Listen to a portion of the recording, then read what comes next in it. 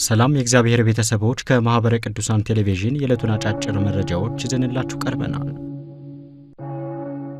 89ኛው የካቲት 12 ሰማዕታት መታሰቢያ በዓል ተከበረ። የኢትዮጵያውያን ያልገዛም ባይነት ጽናት የታየበት 89ኛው የካቲት 12 ሰማዕታት ቀን መታሰቢያ በዓል በአዲስ አበባ 6 ኪሎ በሚገኘው የሰማዕታት ሐውልት ፊት ለፊት ተከብረዋል። በአከባበር ስነ ስርዓቱ ላይ አባትና እናት አርበኞች በመገኘት የሰማዕታቱን መስዋዕትነት ዘክረዋል። የአባት አርበኞች ማህበር ፕሬዝዳንት ልጅ ዳንኤል ጆቴ መስፍን ባደረጉት ንግግር የአባቶቻችን ተጋድሎ ስናስታውስ የኢትዮጵያውያን ቀኝ ገዢዎችን አንገት ያስደፋ ተጋድሎ ለዛሬ ትውልድ ስንቅ ነው ብለዋል።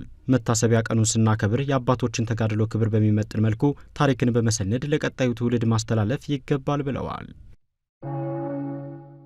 ብፁዕ አቡነ ሳዊሮስ መዛግብትና ሰነዶች ወደ ዲጂታል ይዘት መቀየር እንደሚያስፈልግ አሳሰቡ።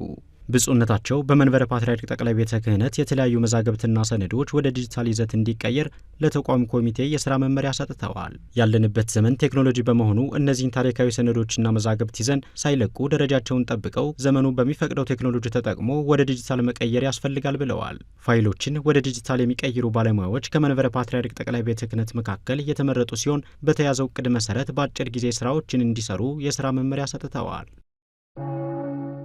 የአስተዳደራዊ አቅም ማሳደጊያ ስልጠና ተሰጠ። በባህር ዳርና ሰሜን ጎጃም ሀገረ ስብከት ሊቀ ጳጳስ ብፁዕ አቡነ አብርሃም መመሪያ ሰጭነት የአስተዳደር አቅምን ሊያሳድግ የሚችል ስልጠና ተሰጥቷል። ስልጠናው የሰበካ ጉባኤ አደረጃጀትና የቃለ ዓዋዲ አፈጻጸም፣ የሚዲያ አጠቃቀምና መንፈሳዊነት በሚል ርዕሶች መሰጠቱን ከሀገረ ስብከቱ ያገኘነው መረጃ ያመላክታል። ብፁዕነታቸው በተነሱ ርዕሰ ጉዳዮች ላይ አባታዊ መመሪያ የሰጡ ሲሆን ወቅቱ የታላቁ ዐቢይ ጾም በመሆኑ ቀሪውን ጊዜ በቤተ ክርስቲያን ተገኝቶ በሥርዓተ ቅዳሴው በመሳተፍና መጸለይ እንደሚገባ አሳስበዋል። ብፁዕ አቡነ መልከ ጼዴቅ የምንጾመው በልማድ ሳይሆን በዓላማ መሆን አለበት ሲሉ ተናገሩ። ብፁዕነታቸው ይህንን ያሉት በወልቂጤ ከተማ ላሉ የአድባራት አስተዳዳሪዎች፣ ጸሐፊዎች እንዲሁም ሰባኪያነ ወንጌል በዐቢይ ጾም ስለሚከናወኑ መንፈሳዊ አገልግሎቶች ዙሪያ መመሪያ በሰጡበት ነው። በዐቢይ ጾም በቤተ መቅደስ በአውደ ምሕረትና በሰበካ መንፈሳዊ ጽሕፈት ቤት ውስጥ የሚሰጠውን መንፈሳዊ አገልግሎት በሚመለከት ሊሆን ይገባል ብለዋል። ብፁዕነታቸው የምንጾመው በልማድ ሳይሆን በዓላማ መሆን አለበት ያሉ ሲሆን እኛ ንስሐ ገብተን ሌሎችን ለንስሐ ማበረታታት ያስፈልጋል ብለዋል።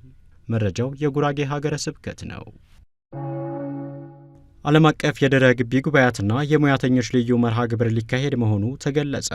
በማህበረ ቅዱሳን የቅድመና የድህረ ግቢ ጉባኤያት አገልግሎት ዋና ክፍል ከሙያ ማህበራዊና ኢኮኖሚያዊ አገልግሎት እንዲሁም ከአዲስ አበባ ማዕከል ጋር በመተባበር ዓለም አቀፍ ድህረ ግቢ ጉባኤያትና የሙያተኞች ልዩ መርሃ ግብር የካቲት 15 ቀን 2018 ዓ.ም እንደሚካሄድ ተገልጿል። የጉባኤው ዋና ዓላማ ከግቢ ጉባኤያት ተመርቀው የወጡ ኦርቶዶክሳውያን በመንፈሳዊ ሕይወታቸው ጠንክረው እንዲቀጥሉ ባሉበት የቤተ ክርስቲያን መዋቅር ላይ ገብተው በአገልግሎት እንዲሳተፉ ማድረግ ነው። በተጨማሪም ያስተማራቸውን ማህበር በጊዜያቸው፣ በገንዘባቸው፣ በጉልበታቸውና በሙያቸው ገብተው የአገልግሎት ተሳትፎ እንዲያደርጉ ለማድረግ መሆኑ ተመላክተዋል። በመርሃ ግብሩም የልምድ ልውውጥ፣ ውይይትና ሌሎች ዝግጅቶች እንደሚቀርቡ ተጠቁመዋል። ተመልካቾቻችን ለዕለቱ ያዝንላችሁ አጫጭር መረጃዎች የእስካሁኖቹን ይመስሉ ነበር። ሰላም እግዚአብሔር ከሁላችን ጋር ይሁን።